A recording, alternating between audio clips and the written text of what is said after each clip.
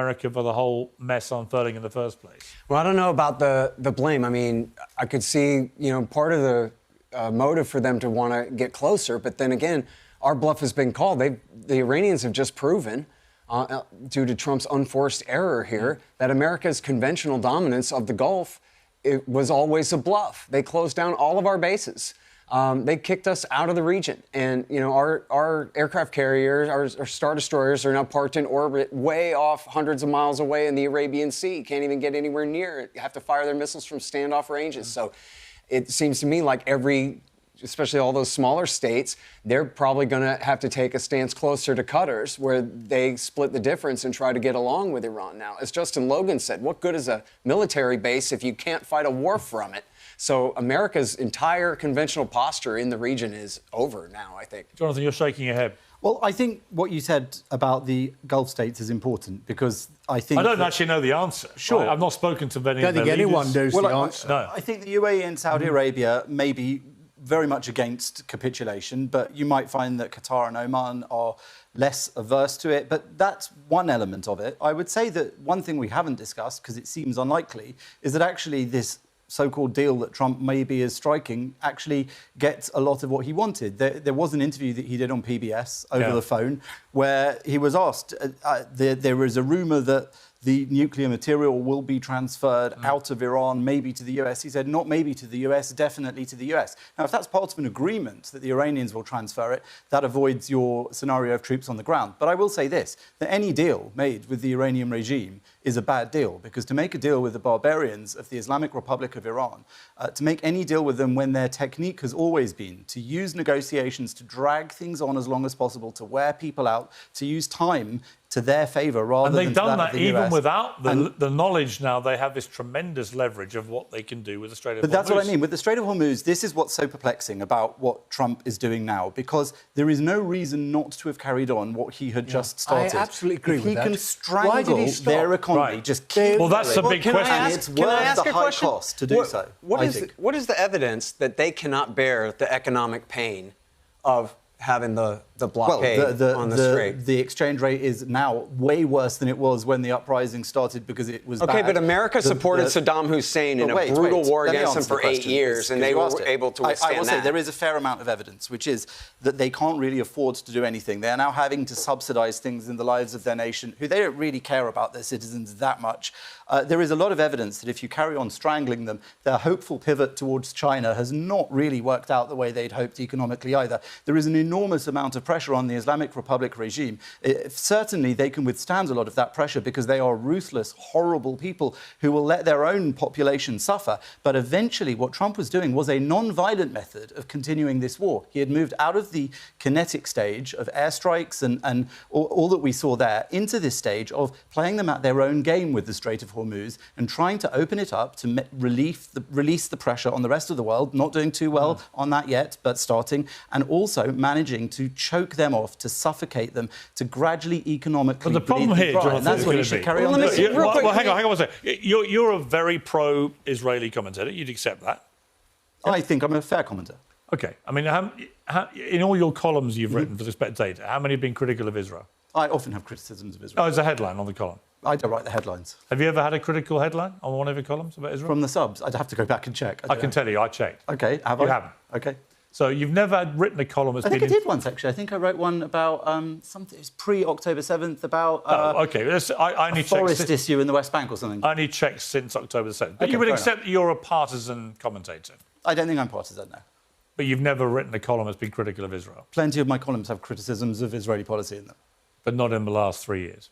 No, within the last 3 years. Go and read them. What was did you read them, or did ChatGPT read them, or did your researchers read them? I went and checked every one. You read them all? I checked every headline of every column.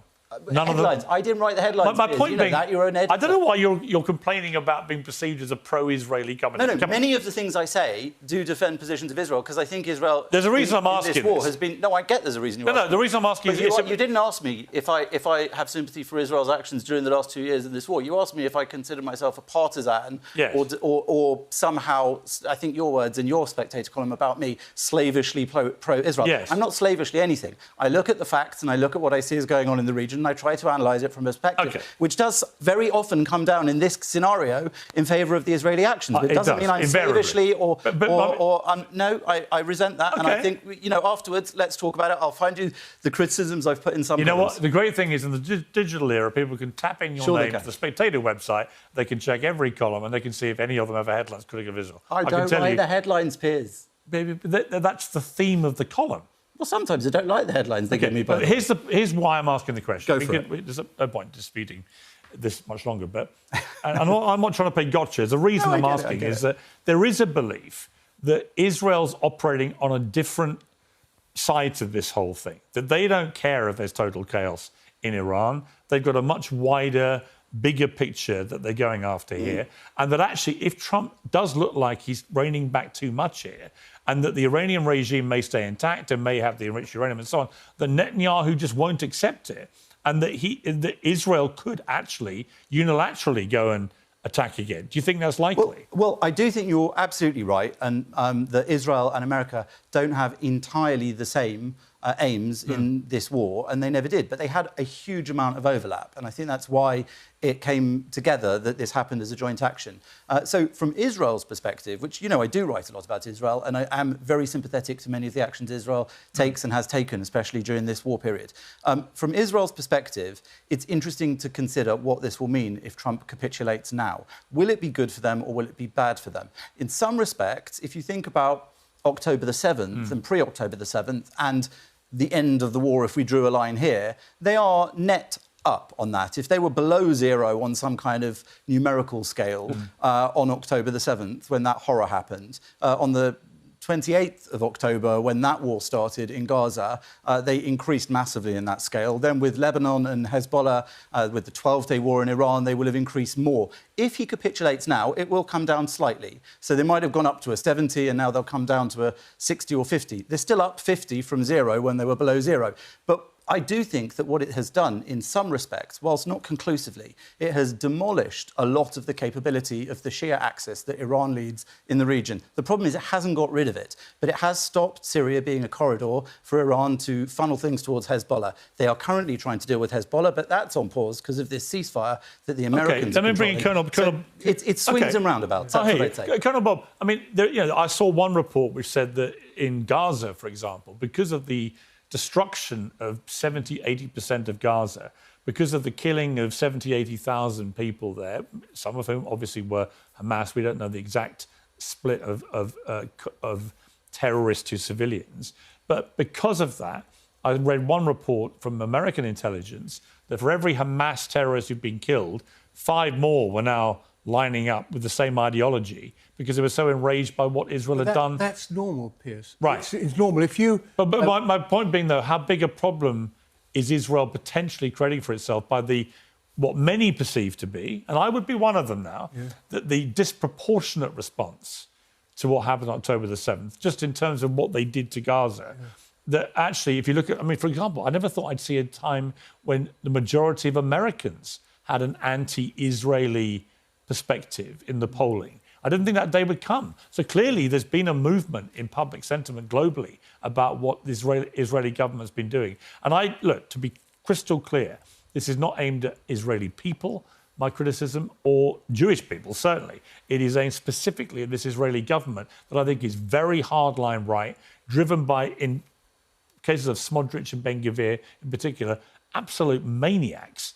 I mean, when Ben-Gvir's wife, on his 50th birthday last week, gives him a birthday cake of a golden noose, you're dealing with psychopathic mentality. I'm sorry.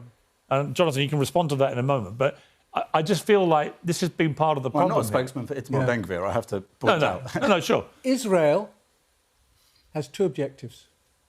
1, get rid of the nuclear threat. 2, bring down the regime. Make the place safe. Make the Middle East safe. That's understandable. The United States had one objective to start with, definitely, take out the nuclear facilities, and a more fuzzy one. When they did that, or as they attacked, perhaps the regime would fall. Yeah.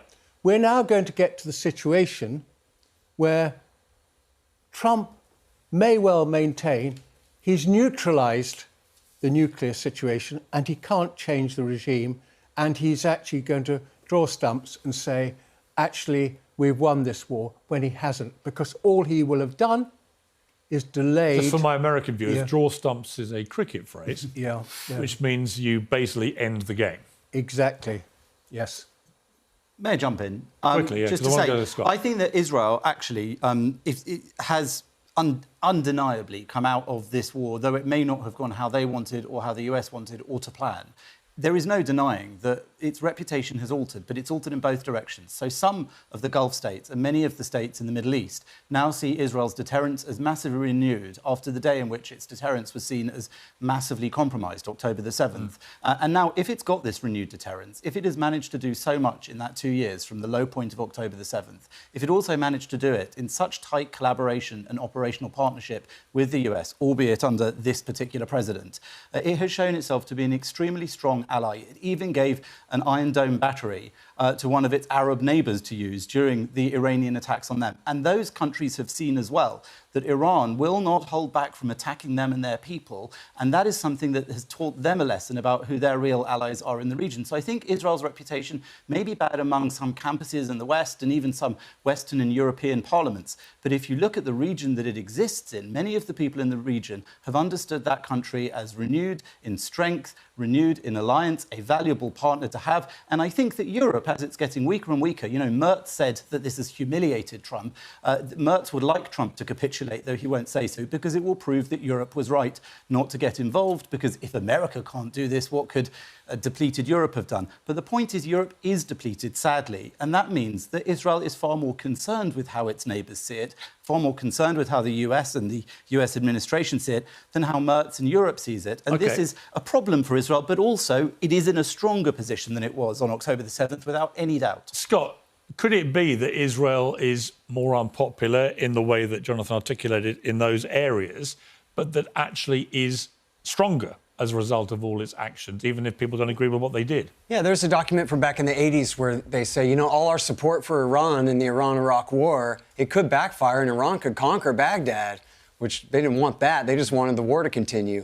But then they said, you know what, if that happens, that's okay, though, because that'll just help drive all the Sunni kings closer to us because of their fear of the Shiites. So the fact that, and I'm sure you saw the Ynet story the other day about how the military and intelligence officials in Israel consider this war to be an absolute and complete unmitigated disaster. They didn't get the regime change. They did not destroy the nuclear material. They did not end Iran's alliance with Hezbollah, the Iraqi PMUs, or the Ansar Allah in Yemen, or any other thing. They've accomplished absolutely none of their goals, and instead they proved that America's conventional footprint in the military East is in the Middle East is completely obsolete. So, yes, I'm sure all the people in the region are upset, although the kings and sultans and emirs and potentates and monarchs and el presidentes of the GCC may have been driven closer to Israel in a way. But I want to talk about American public opinion that you cited there. We are propagandized so heavily in the United States of America that the only reason anyone would ever criticize Israel is just because they hate Jews and want to kill them all or something. And for people to have gone from believing that to where they are now is due solely to two things. Yeah. Israel's slaughter in the Gaza Strip, unremitting cruelty, which we all can see them deliberately killing children, etc., and then dragging us into another no-win war in the Middle East, just like with W. Bush. Netanyahu and his men promised it'll be easy. We'll just tell them that they're making nuclear weapons. We'll go in there, we'll get a regime change, and everything will be fine. And, you know, last time in Iraq War II, they put Iran's best friends in power, from Dawa and the Supreme Islamic Council. They still rule Iraq to this day. They tried to support the bin Ladenites against Assad in Syria, which ended up driving Assad closer to Iran for 15 years, although they did finally get their victory when al-Qaeda seized Damascus at the end of 2024. And so Israel is definitely stronger there for having, helped al-Qaeda, and Netanyahu bragged about it, by the way, that he helped al-Qaeda, so did Joe Biden, helped al-Qaeda seize Damascus. So that weakens Iran's ability to arm Hezbollah. But then again, they thought that Hezbollah had been severely weakened by the killing of their leader, by the pager attack and the airstrikes. And then when the current war broke out and Hezbollah jumped in, all the Israeli intelligence officials said, oh my God, they're much more powerful than we thought. They had survived in a much stronger capacity than we thought before. So now we're right where John Bolton left off, which none of this is going to work, Piers, unless we drop an H-bomb on Tehran or we send in the entire, conscript 10 million men and invade Persia and take over the place. You've actually just touched on what I was going to ask Jonathan. One of the interesting aspects of all this is that I've asked repeatedly Israeli guests, pro-Israeli guests, why is it that as we talk about Iran not being allowed to have a nuclear weapon, why is it that Israel is consistently allowed and given a pass to never say whether it has a nuclear weapon or not? I interviewed an American commentator on a show yesterday, and he said that Israel obviously has 170 nuclear weapons. Everybody knows that. I see it, but they've never admitted it. I know the answer to that question. I saw the. It's illegal for America to give aid to Israel if they're a nuclear weapon state that has not signed the Non-Proliferation Treaty. So they lie and they give the strategic